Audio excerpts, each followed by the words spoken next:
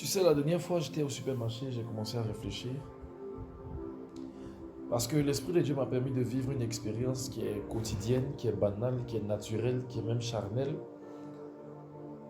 qui est humaine, c'est bon, qui est ordinaire, mais derrière laquelle se cache une sagesse et un mystère. Lorsque je suis arrivé au supermarché, j'ai constaté qu'il y avait beaucoup de choses que je voulais. Tu me comprends? Il y avait beaucoup de choses que je voulais. Il y avait des savons que je voulais acheter, il y avait des parfums que je voulais avoir, il y avait la nourriture que je voulais acheter en grande quantité, il y avait des petits jus, il y avait des boissons non alcoolisées bien sûr. Il y avait tout un tas de choses que j'aurais vraiment voulu posséder, avoir, obtenir. Mais le problème, c'est que je ne pouvais pas avoir accès à tout. Parce que sur chaque article que je voulais, il y avait quelque chose qui me donnerait le droit de le prendre ou de le posséder ou de l'avoir si je réussis à poser une action. Sur chaque article, il y avait une étiquette et cette étiquette affichait quelque chose. Est-ce que tu peux me dire ce que cette étiquette affichait? J'ai pas entendu. J'ai même pas entendu. Sur chaque article, il y avait le prix. Voici aujourd'hui ce qui cale beaucoup de destinées.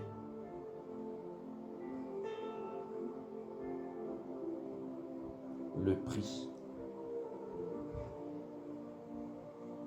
Mais il y a deux choix. C'est bon? Soit tu utilises ton propre argent, soit tu utilises l'argent de quelqu'un. Dis avec moi le prix. Lorsque Dieu veut te donner quelque chose de grand et quelque chose de puissant, Dieu va commencer par te donner d'abord le prix à payer pour obtenir cela. Celui qui néglige le prix à payer perd le prix à gagner. Vois cet article comme une récompense. Mais au-delà de la récompense, vois cet article comme un besoin pour toi. Tu as besoin de ce qui est devant toi, mais il y a un prix à payer pour l'avoir. C'est ce prix qui, lorsque tu le paieras, te donnera de la valeur. Parce que tu seras d'accord avec moi que l'argent que tu as, mais que tu ne dépenses pas, n'est pas utile pour toi. Tu ne peux pas me dire que tu es riche si ta richesse ne t'a pas impacté. Il y a une différence entre avoir l'argent et être riche, selon moi.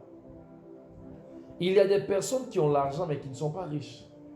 Parce que tu ne peux pas me dire que toi tu es riche et puis tu n'as pas de bon téléphone. Que tu es riche et puis tes vêtements laissent à désirer. Que tu es riche et puis tu ressembles à quelqu'un de normal. Non.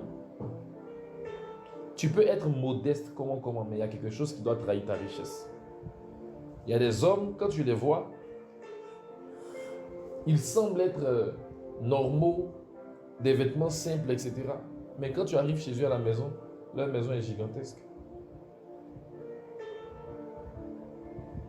Moi, j'ai rencontré un de mes copains un jour, dont je tairai le nom, mais il est vachement riche. Il est vachement riche. Il a travaillé pendant des années à la Banque africaine de développement, communément appelée la BAD. Et il est héritier d'un père qui est ministre, qui était ministre. Sa femme aussi est héritière d'un royaume au Ghana. Et elle est la présidente de tous les notaires de Côte d'Ivoire. Et il a l'argent, elle a l'argent, ils ont l'argent. Et les deux se sont mis ensemble pour fructifier leur richesse. Son nom est très connu ici même en Côte d'Ivoire, surtout à Abidjan, parce qu'il y a un quartier qui porte le nom de son père. Quand tu le vois, il porte toujours un jean une chemise. Quand tu regardes la chemise et le jean, tu as envie de lui prêter des habits. C'est pas que c'est vilain, hein? Non, non, non. Mais c'est tellement simple que tu te dis que toi, tu t'habilles mieux que lui. C'est tellement simple que tu penses que tu t'habilles mieux que lui. Mais quand tu vois ces 3-4 voitures alignées dans le garage et son domaine, parce que c'est pas une maison, sa maison est gigantesque. Sa maison est grande et elle est belle, bien meublée. Il a une grande piscine qui peut-être même vaut la taille de ma maison. Une grande piscine. Il a une forêt dans sa maison et sa maison donne sur le lac. Et il a plusieurs maisons. Et ces maisons même reçoivent des prix. Le prix de la meilleure résidence de Côte d'Ivoire, le prix de... Tu vois ce genre de choses? Mais quand tu le vois, tu ne sais pas qu'il ressemble à la richesse. Mais ce qu'il a te convainc de sa richesse. Pourtant, ce qu'il a, il l'a obtenu en payant un prix. La voiture qu'il roule a un prix. La maison qu'il a un prix. Tout ce qu'il possède a un prix.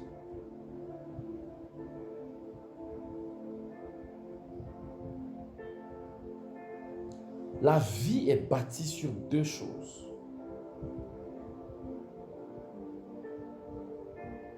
Je dirais même sur deux, oui, allons dans ce sens sur deux choses. Premièrement, l'amour et deuxièmement, la sagesse. Tu me comprends? L'amour produit le sacrifice et la sagesse produit la foi.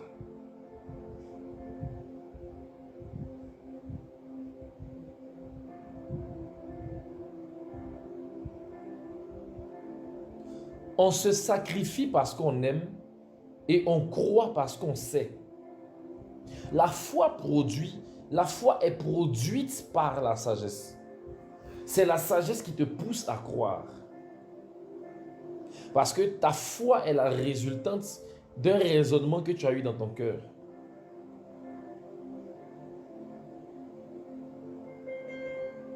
Je m'étale, mais je vais résumer. Pour dire que tout ce que tu veux faire dans la vie dépend de deux choses. De l'amour et de la sagesse. Ce sont ces deux choses qui te conduiront dans ta vie. Alors si tu aimes Dieu et que ta sagesse vient de lui, ta vie est réussie. Mais l'amour et la sagesse vont te pousser à payer des prix.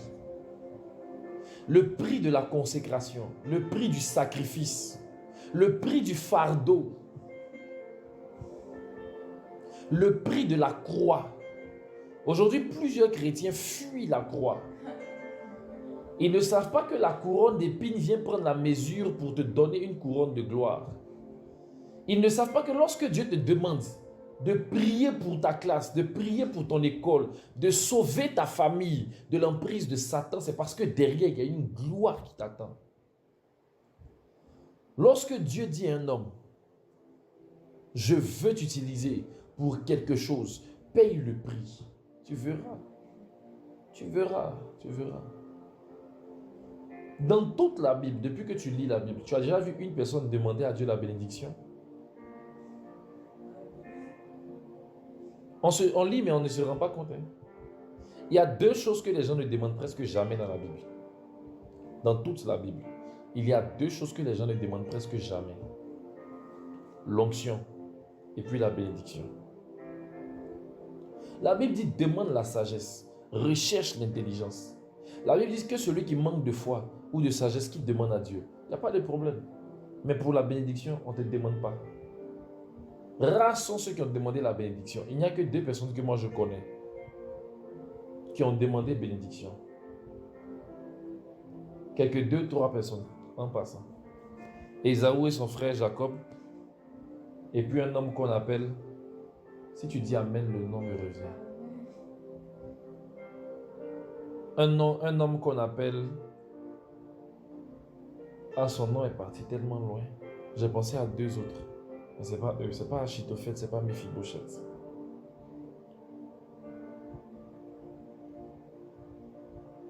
Son nom signifie souffrance, douleur, j'ai oublié. Voilà, Jaébetz. il s'appelle Jaébet. Il a dit, Seigneur, si tu étends mes limites, si tu me permets d'avoir telle et telle chose, d'atteindre tel et tel niveau. Et la Bible déclare que Dieu l'a béni. Jacob a dit, Seigneur, je ne te laisse pas tant que tu ne m'as pas béni. Mais ceux qui ont été les plus bénis dans la Bible, les Abraham, les Isaac, les Moïse, tout ça, ils n'ont jamais demandé la bénédiction à Dieu. Tu sais pourquoi? La bénédiction est rattachée à la mission. L'onction est rattachée à la mission.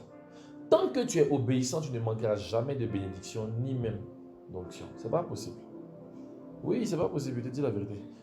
Ceux qui ont fait de leur appel, de leur mission, de leur vision, de leur destinée, leur priorité, ne manquent jamais de la faveur et de l'onction de Dieu partout où ils passent. C'est pourquoi David a été clair. Il dit, le bonheur et la grâce m'accompagneront tous les jours de ma vie. Parce qu'il sait qu'il a déjà dit au préalable que l'Éternel est son berger. C'est comme ça que cela fonctionne. Tu veux obtenir de grandes choses de la part de Dieu? Paye le prix. Le prix que je te demande de payer aujourd'hui, c'est le prix de l'obéissance. Décide de devenir la femme du secret. Décide de devenir celle qui fléchit genoux. Celle qui se couche la nuit, qui met un drap sur sa tête, qui prie pour ses amis, qui prie pour ses frères, qui prie pour ses parents. Celle qui décide de se cacher pour aller intercéder pour les gens jusqu'à pleurer. Celle qui considère que si elle prie pour toi, qu'elle pleure fort, c'est ton sujet exaucé. Celle qui commence à dire à Dieu, Seigneur, mon école doit être sauvée. Mon école doit être sauvée. Celle-là même, je vous le dis en vérité, elle recevra sa récompense. Celle qui payera le prix obtiendra le prix à gagner. Que Dieu bénisse abondamment.